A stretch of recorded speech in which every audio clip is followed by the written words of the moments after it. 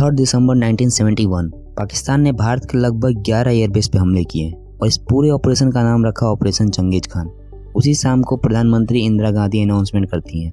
Basically वो युद्ध की घोषणा करती हैं और 16 दिसंबर 1971 को 90,000 पाकिस्तानी सैनिक इंडियन आर्मी के सामने सरेंडर करते हैं। ये एक ऐसा वॉर था जो 13 दिन तक चलता है और इसके अंत में एक नए देश का निर्माण होता है, बांग्लादेश। लेकिन क्या कारण था आखिर, क्यों हुआ ये वॉर, आखिर क्यों बना बांग्लादेश? 1947 में जब भारत पाकिस्तान का बंटवारा हुआ तब पाकिस्तान 2 हिस्सों में बटा। वेस्ट पाकिस्तान जो आज के समय पे पाकिस्तान है और ईस्ट पाकिस्तान जो आज के समय पे बांग्लादेश है। इस समय पे वेस्ट पाकिस्तान में जो लोग रहते थे उनमें मेजोरिटी लोग उर्दू बोलते थे। वहीं जो ईस्ट पाकिस्तान था वहाँ ज़्यादातर लोग बंगाली भाषा बोलते थे, जिससे पाकिस्तान के 2 हिस्सों में भाषा के कारण भेदभाव देखने को मिले। उस टाइम पे जो पावरफुल पोजीशन थे जैसे कि ब्यूरोक्रेसी, मिलिट्री, पॉलिटिक्स, वे ज़्यादातर वेस्ट पाकिस्तान के पास थी।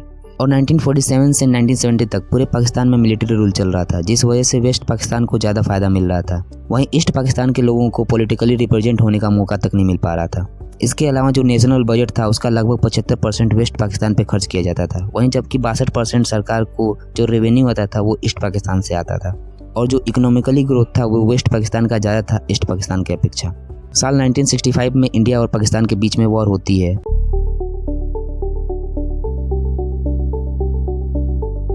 और इस वॉर के बाद ईस्ट पाकिस्तान पहले से और कमज़ोर रह जाता है, जिसके चलते ईस्ट पाकिस्तान के द्वारा कुछ डिमांड उठाए जाते हैं। ईस्ट पाकिस्तान के द्वारा ये आवाज़ शेख मुजीबुर रहमान उठाते हैं, जो अवामी लीग पॉलिटिकल पार्टी के फाउंडिंग लीडर थे। इस डिमांड के कुछ मुख्य पॉइंट थे, जैसे जो रिसोर्स है ईस्ट पाकिस्तान के अंदर वो ईस्ट पाकिस्तान को ही दी जाए। ईस्ट पाकिस्तान और वेस्ट पाकिस्तान की करेंसी अलग अलग हो। ईस्ट पाकिस्तान के अपने फॉरेन रिजर्व्स हो। ईस्ट पाकिस्तान की एक अपनी अलग आर्मी हो। ये डिमांड कुछ ऐसे थे मानो ईस्ट पाकिस्तान को एक अलग सही देश बना दिया जाए। इस डिमांड से पाकिस्तान की सरकार बिल्कुल भी खुश नहीं होती और सारी डिमांड को रिजेक्ट कर दिया जाता है। वहीं पाकिस्तान सरकार के द्वारा इस डिमांड को एंटी नेशनल डिमांड कहा जाता है, जिसके चलते 19 जून 1968 को पाकिस्तान गवर्नमेंट जनरल अयूब खान शेख मुजीबुर रहमान को अरेस्ट कर लेते हैं और साथ में 30 से ज़्यादा बंगाली सिविलियन मिलिट्री ऑफिसर को भी अरेस्ट कर लिया जाता है जो इस डिमांड के पक्ष में थे। जनरल अयूब खान का कहना था कि शेख मुजीबुर रहमान और उनके साथी इंडियन गवर्नमेंट के साथ अगरतला में कोलैबोरेट कर रहे हैं, जिसकी वजह से वह एक आज़ाद बांग्लादेश बना पाए। इस समय तक शेख मुजीबुर रहमान एक पॉपुलर ईस्ट पाकिस्तान के नेता हो चुके थे। ईस्ट पाकिस्तान की जनता की आवाज़ उठाते थे। ईस्ट पाकिस्तान की जनता के ऊपर जो भी अत्याचार होते वो शेख मुजीबुर रहमान और उनकी पार्टी अवामी लीग में उम्मीद ढूंढते थे। इसीलिए मुजीबुर रहमान के अरेस्ट होने के बाद लोग सड़कों पर उतर आए। एक भारी प्रोटेस्ट हुआ और इसी प्रोटेस्ट के बीच शेख मुजीबुर रहमान के एक साथी जहारुल्लाह हक की जेल में जेल गार्ड के द्वारा हत्या करवा दी गई। इसके बाद प्रोटेस्ट इतना बढ़ जाता है कि 22 फरवरी 1969 को जनरल अयूब खान शेख मुजीबुर रहमान को जेल से रिहा कर देते हैं। लेकिन इस समय तक प्रोटेस्ट इस हद तक बढ़ चुका था कि जनरल अयूब खान को खुद रिजाइन करना पड़ता है। 1969 में अयूब खान के रिजाइन के बाद जनरल याहिया खान पावर में आते हैं। याहिया खान अनाउंस करते हैं कि वे पूरे पाकिस्तान में जनरल इलेक्शन करवाएंगे और इलेक्शन कराई जाती है साल 1970 में। ये 1970 के इलेक्शन के रिजल्ट बहुत ही चौंका देने वाले होते हैं। ईस्ट पाकिस्तान पार्टी अवामी लीग इस इलेक्शन को जीत जाती है। कुल पाकिस्तान के 313 सीट में से 167 सीट इनके पास जाती है। पाकिस्तान का सीट वितरण कुछ ऐसा था कि 313 में से 169 सीट ईस्ट पाकिस्तान में थी और 144 सीट वेस्ट पाकिस्तान में थी। तो अवामी पार्टी ईस्ट में 169 में से 167 सीट जीत जाती है, लेकिन वेस्ट में एक भी सीट नहीं जीतती। वहीं वेस्ट पाकिस्तान में पाकिस्तान पीपल पार्टी पीपीपी ने 144 सीट में से केवल 86 सीट जीतते हैं, लेकिन ईस्ट पाकिस्तान में एक भी सीट नहीं जीतते। ये रिजल्ट दिखाते हैं कि उस टाइम पे पाकिस्तान के इस 2 हिस्सों में कितना दरार आ गया था। अब ईस्ट पाकिस्तान की पॉपुलेशन ज़्यादा थी, जिस वजह से सीट भी ज़्यादा थी, इसलिए अवामी लीग को यहाँ विजेता माना गया।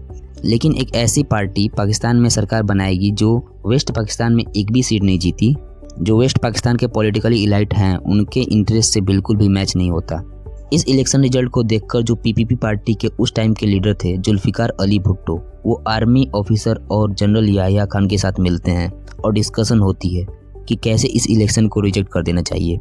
मतलब कि उनकी मर्जी का रिजल्ट नहीं आया तो इस इलेक्शन को रिजेक्ट कर दो, और जनरल याहिया खान यही करते हैं। 1 मार्च 1971 को इलेक्शन रिजल्ट को कैंसिल कर दिया जाता है। ये सुनकर ईस्ट पाकिस्तान में शोर मच जाता है। सड़कों पे फिर से भारी प्रोटेस्ट में लोग उतरते हैं और इस बार आज़ादी के नारे लगते हैं। इस प्रोटेस्ट के समय शेख मुजीबुर रहमान एक बहुत ही ऐतिहासिक स्पीच देते हैं। बांग्लार मानुष मुक्ति चाहे, बांग्लार मानुष बाँचते चाहे, বাংলার মানুষ তারা আজ তার অধিকার চায়। नारे लगते हैं, our struggle is for our freedom, जय बांग्ला।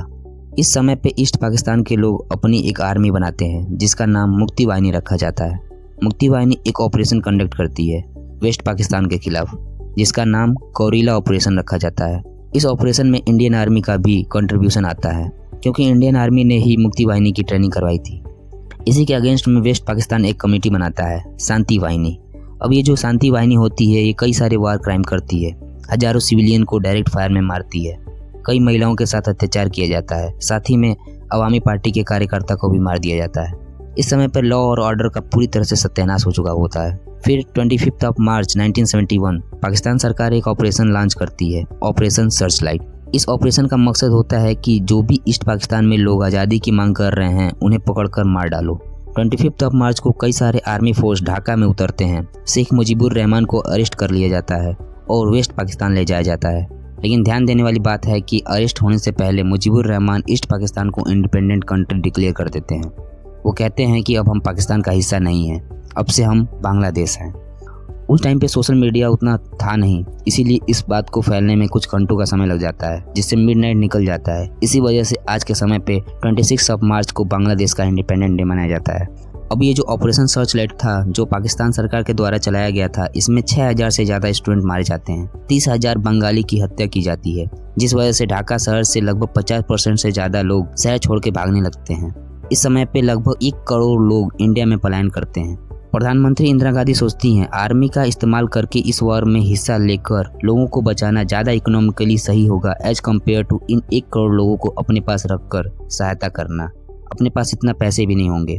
28 अप्रैल 1971 इंदिरा गांधी जनरल सैम मानेकशॉ, जो भारत के आर्मी जनरल थे, उनको कहती हैं कि वो जंग की तैयारी करें, ईस्ट पाकिस्तान में एंट्री करने के लिए रेडी हों। जनरल सैम शुरुआत करते हैं मुक्ति वाहिनी को ट्रेनिंग देने से। इस पूरे समय तक अभी इंडिया पाकिस्तान के बीच डायरेक्ट वॉर देखने को नहीं मिला था। ये 3 दिसंबर 1971 का ही दिन था कि पाकिस्तान इंडिया के ऊपर ऑपरेशन चंगेज खान लॉन्च कर देता है। इंडिया के 11 एयरबेस पे पाकिस्तान के द्वारा अटैक किया जाता है। पाकिस्तान को डर था कि इंडिया कभी भी आर्मी का इस्तेमाल करके इस वॉर में इंटरफेयर कर सकती है और बांग्लादेश को आज़ाद कराने में मदद कर सकती है। वो सोचते हैं क्यों ना हम ही उन पे अटैक कर दें, लेकिन उनकी ये स्ट्रेटेजी किसी काम की नहीं होती। इंडियन आर्मी इनसे कहीं ज़्यादा पावरफुल थी। कुल 13 दिन तक डायरेक्ट वॉर चलता है इंडिया पाकिस्तान के बीच, और फिर 16 दिसंबर 1971 90,000 पाकिस्तानी सैनिक सरेंडर करते हैं इंडियन आर्मी के सामने। इस तरह से इंडिया इस वॉर को जीत लेता है और साथ ही में एक नए देश का निर्माण होता है, बांग्लादेश।